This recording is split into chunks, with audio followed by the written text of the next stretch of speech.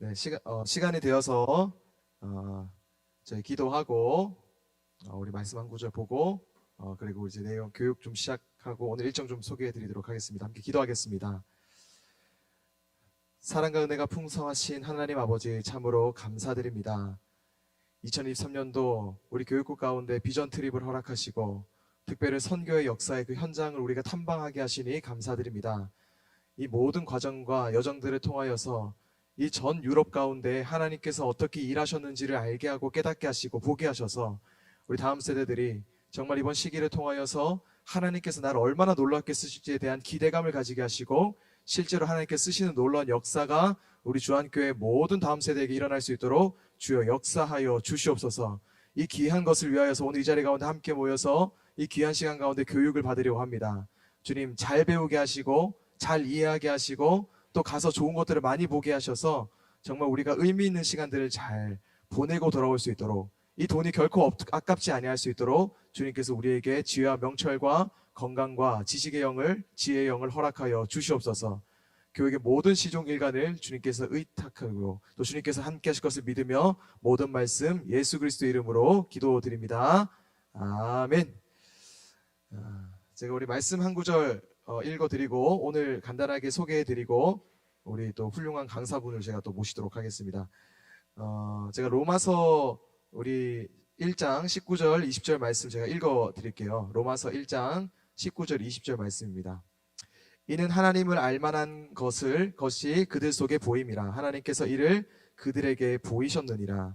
창세로부터 그의 보이지 아니하는 것들 곧 그의 영원하신 능력과 신성이 그가 만드신 만물에 분명히 보여 알려졌나니 그러므로 그들이 핑계하지 못할지니라. 아멘.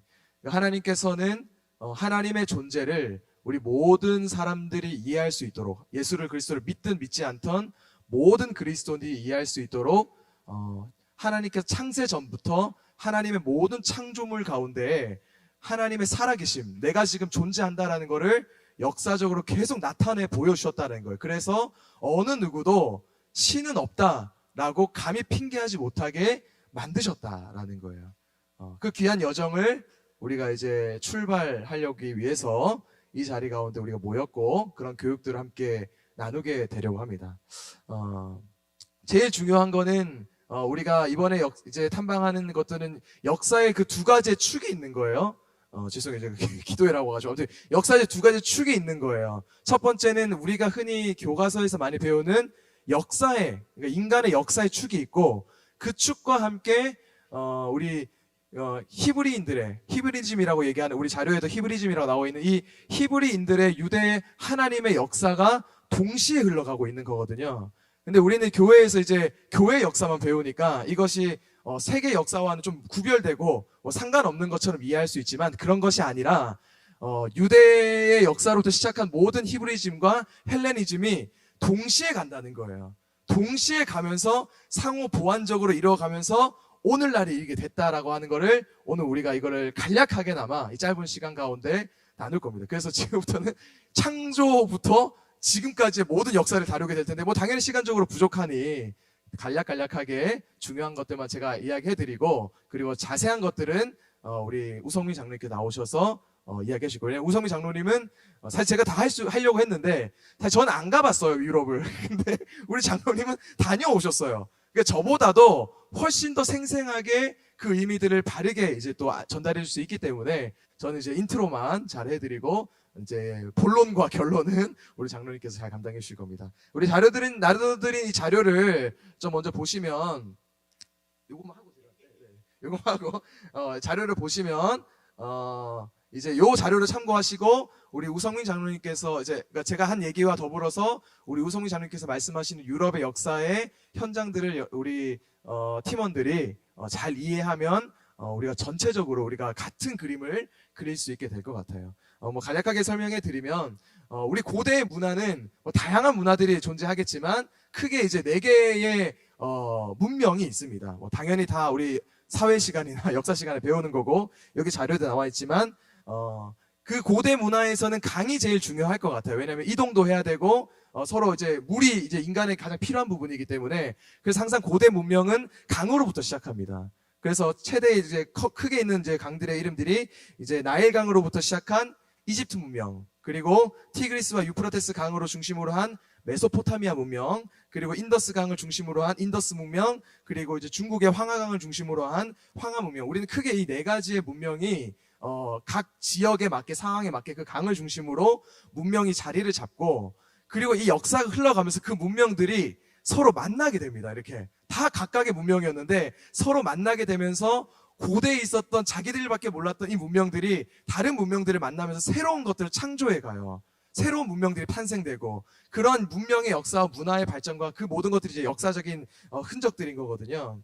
그래서 이제 특별히 이제 우리가 이번에 가게 되는 이제 유럽은 그리스 문화를 중심으로 한 것들이 이제 좀 이제 문화가 있어요. 그래서 우리 그리스 안에는 우리 미스코리아 대회들 내에서 있는 진선미, 이게 사실 이제 이 그리스 문화에서 나왔다라는 거죠. 그래서 진이라고 하면은 참된 진리를 의미하는 거고, 선이라고 하면 최고의 선함을 의미하는 거고, 미라고 하면 최상의 아름다움. 그래서 이 그리스 안에서 이 진선미가 참 중요했다. 아름다움뿐만이 아니라 이 참된 진리와 그리고 최고의 지식과 그리고 최고의 선과 최고의 아름다움, 이것들이 굉장히 중요한 것이 그리스 문화의 특징이다라는 거죠. 그리스 문화의 특징이다. 그래서 이제 이 그리스 문명을 바탕으로 해서 나중에 발전되어져가는 이 우리 마게도니아 문명을 만나서 이제 로마 제국이 이제 탄생하게 되는데, 그래서 이 로마 제국이 이 문명을 그대로 이해하기 때문에 굉장히 현실적이고 굉장히 인간 중심적인 문화들이 이제 이 로마, 우리가 가게 된 이탈리아 안에서 발전이 되기 시작합니다. 그런 의격들이 있고, 그래서 이 그리스 문명으로 한 역사의 축과 더불어서 우리 성경에서 맨날 배우는 창세기 1장 1절부터 태초에 하나님 천지 창조하시느라, 그래서 하나님께서 메소포타미아 문명에 있던 고대 바벨론 그 제국 바벨로니아에 있던 아브라함을 부르셔가지고 기원전 2000년 전에 부르셔서 이제 이집트 우리 가나안 땅으로 오게 하시고, 그리고 이제 고대 이집트 문화로 들어가게 하셔서 거기서 400년 동안 살게 하시고, 뭐 아시죠? 출애굽하게 하시고, 그래서 출애굽을 하게 하셔서 다시 여러 과정들을 통해서 이제 고대 이스라엘국이 형성이 되어지고, 그 문명과 이 세계 문명이 함께 걸어간다라는 거예요. 함께 걸어간다. 그래서 서로 이제 교감하면서 서로 보충하면서 이제 서로 아름다운 것들을 만들어 가는데, 사실 이 로마 제국에서의 그 가장 중요하게 생각했던 것들은 뭐냐면 인간 중심의 문화. 그러니까 사람들을 어떻게 하면 자유하게 하고 문화를 더욱더 풍성하게 할까, 이런 게 좀 더 중요했다면, 유다인에게 중요한 거는 하나님의 문화. 어떻게 하면 이제 신앙을 가지고 우리가 살아갈 수 있을까? 근데 이제 이 인간 중심의 문화에 있었던 로마가 무너질 수밖에 없었던 결정적인 계기가 뭐냐면 신앙이 겸해지지 않았기 때문에 그런 거예요. 왜냐하면 인간의 문화는 아무리 아름답게 발전하고 뭐 최고의 선, 최고의 진리, 최고의 아름다움을 따른다 할지라도 반드시 한계를 경험하기 때문에 이게 무너질 수밖에 없는 이 시기 가운데 하나님께서 로마의 사도 바울을 통해서 복음을 전하게 하세요.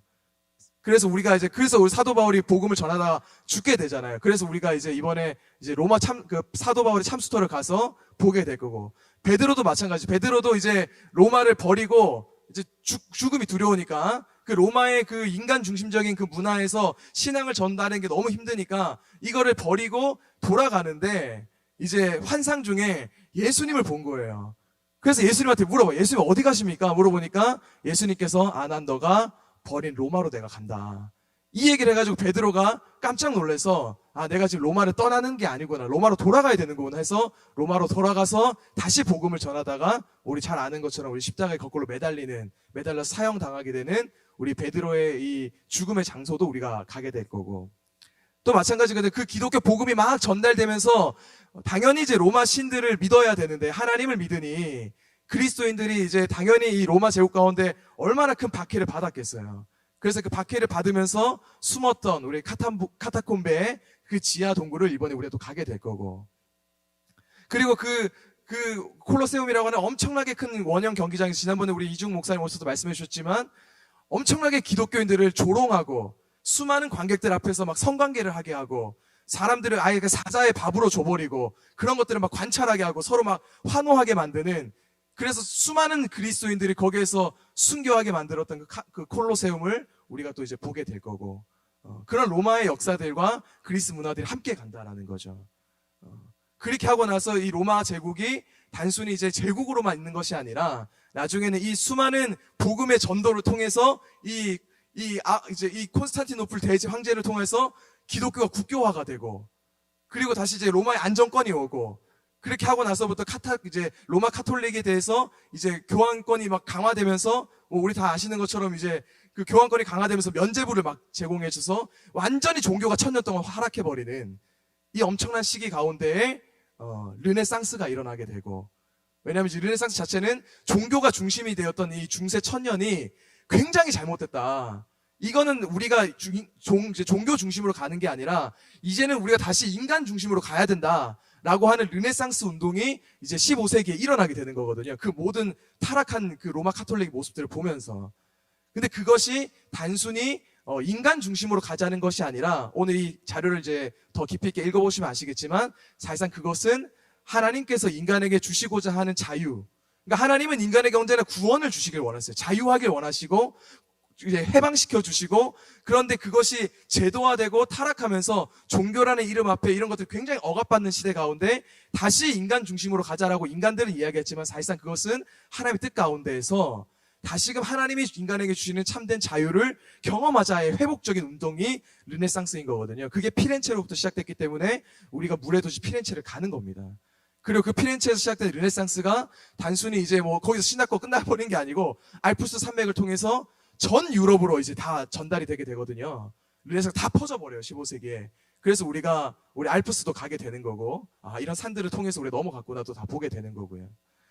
이뿐만이 아니라 우리 16세기 들어오게 되면 우리 독일의 이제 비텐베르크로부터 시작된 이제 그 종교의 타락, 르네상스의 힘을 입어서 우리 종교에 있던 지도자들도 가만히 있지 않았고 종교 개혁을 일으켰어요. 이것이 하나님이 원하는 게 아니다. 너희들이 계속 르네상스 이야기하면서 뭐 인간으로 돌아가자 얘기하지만 중세 1000년의 교회의 모습이 하나님이 원하시는 게 아니다. 진짜 하나님이 원하시는 게 있다. 그게 바로 종교 개혁을 일으키게 되는 거예요. 그래서 마틴 루터가 16세기에 비텐브레크에서 종교 개혁을 일으키고 95개의 이제 카톨릭을 반박하면서 종교 개혁을 일으키고, 또 그를 이어서 이제 우리 장로교가 잘 따르는 우리 칼뱅이 이제 거기에서 또 이제 종교 제네바에서 이제 종교 개혁을 일으키고, 그래서 우리가 이번에는 비텐베르크는 가지 못하지만 이제 제네바를 가서 이제 칼빈이 이제 종교 개혁을 일으켰던 그런 교회들이나 이제 것들을 장소를 답사하게 되는 과정 가운데 이제 우리가 다 이제 참여를 하게 되는 겁니다. 마찬가지죠. 그 이후로 뭐 역사 다 아시겠지만 그렇게 해서 복음이 들어가고, 이제 복음이 들어가는 통해서 이제 뭐 아시겠죠. 로마 제국이 계속 유지되는 건 아니잖아요. 뭐 지금도 로마 제국으로 있는 건 아니니까. 그래서 하나님께서 이제 훈족이라고 하는 이 훈족을 움직여서 게르만족이 야만인들이 이제 훈족에게 밀려가지고 로마 제국으로 들어갈 수밖에 없는, 그래서 이 게르만족이 로마족으로 들어감을 통해서 이 게르만족을 통하여서 이 로마 제국이 멸망당하게 되는 환경을 마련하시고, 근데 로마 제국이 오니까 복음이 있는 거예요. 이미 로마 제국에 퍼져 있어서. 이 게르만족들이 독일의 모태가 되는 사람들인데 게르만족들이 내려와서 개종을 해요. 하나님을 만나고 복음을 듣고. 그래서 이제 이 사람들을 통해서 독일권이 형성이 되는데, 이 게르만족의 특징이 뭐냐면 굉장히 우울하고 굉장히 이제 심오한 사람들이 많이 모여 있다 보니 이게 복음과 결합이 되면서 굉장히 유명한 신학자들이 독일에서 많이 나옵니다.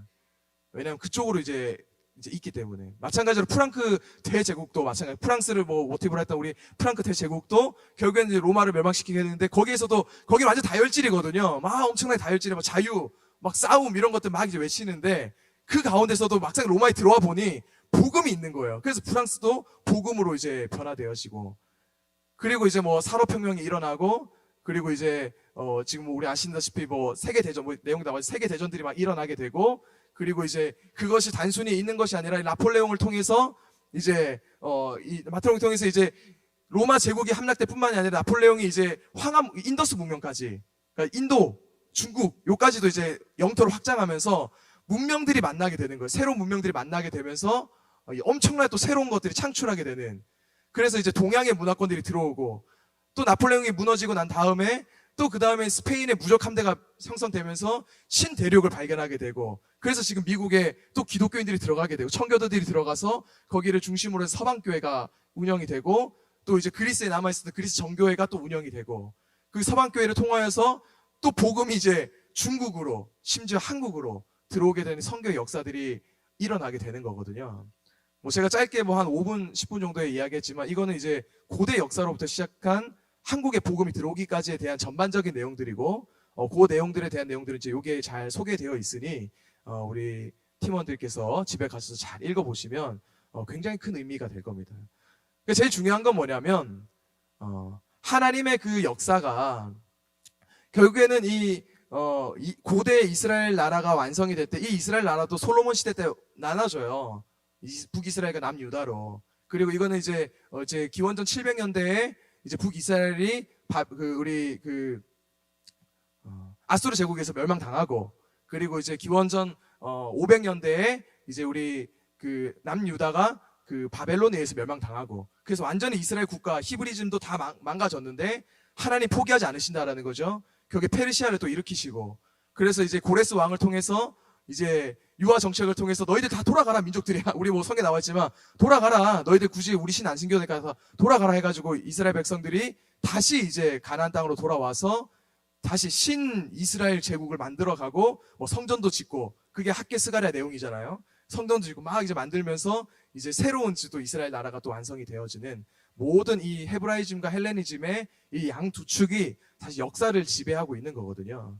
그래서 우리가 단순히 이 성경에 나오는 내용들이 그냥 세상과는 전혀 상관없는 내용이 아니라 이런 것들이 다 역사 속에 다 의미 있게 녹여 들어가서 우리 한국 교회도 있고 한국인들도 있고 지금 우리의 신앙들이 이루어졌다라는 거를 우리가 꼭 기억했으면 좋겠고, 더 바라는 건 뭐냐면 우리가 가게 되면 다른 문화들을 만나게 되는 거예요. 다른 사람들, 다른 문화들, 다른 이제 그 종족들을 만나게 되는 이것이 여러분들이 한국 땅에만 있을 때 경험하지 못하는 새로운 문화가 창출된다라는 거는 스스로에게 이게 엄청나게 큰 비전인 거예요. 여러분들에게는 한국에 있으면 한국 사람들만 만나고 한국의 문화에만 접해 있지만 모든 역사가 이렇게 흘러가지 않는다는 거. 엄청나게 큰 문명들이 서로 만나면서 새로운 것들을 만들어내요. 그게 하나님의 역사인 거예요. 근데 우리가 이제 한국 문화 사원에 살았던 이 우리 중고등학교 애들이 이제 새로운 문화를 접하게 되는 거예요. 다른 사람들, 이 사람들 이런 문화구나. 그렇게 하면서 새로운 것들을 창출해 나가는 그것이 우리 모든 자들에게 새로운 비전이 될 줄로 믿습니다. 그래서 이것을 우리가 기대하는 마음을 가지고 우리가 이 교육들을 잘 임해 주셨으면 좋겠고, 우리가 가는 모든 현장 가운데 하나님의 살아계심이 역사 속에 드러나 있다. 그리고 하나님께서 이 시간 나를 통해서 새로운 역사를 접하게 하시고 나에게 새로운 것을 창출하게 하신다. 내가 새롭게 되길 원하신다. 새로운 비전을 나에게 주신다라는 마음을 가지고 이 교육들을 잘 참여해 주면은 감사하겠습니다. 제가 간략하게는 이제 이렇게 말씀드렸고 자세한 내용을 이제 여기를 참고해 주시고 지금부터는 이제 저는 근데 말만 했지 전 말뿐이에요. 저는 말뿐이에요. 가본 적이 없어요 여기에. 근데 이제 실제로 이곳을 다녀오시고 또 이런 문화와 역사와 상황 가운데서 신앙으로서 우리 장로님이시니까 우리 교회에 대표되는 가장 큰 어른으로서 이거를 이제 실제로 경험하신 신앙과 덧입혀서 우리가 한번 우리 우성민 장로님 모시고 귀한 강의를 듣는 시간들을 가지도록 하겠습니다. 우리 우성민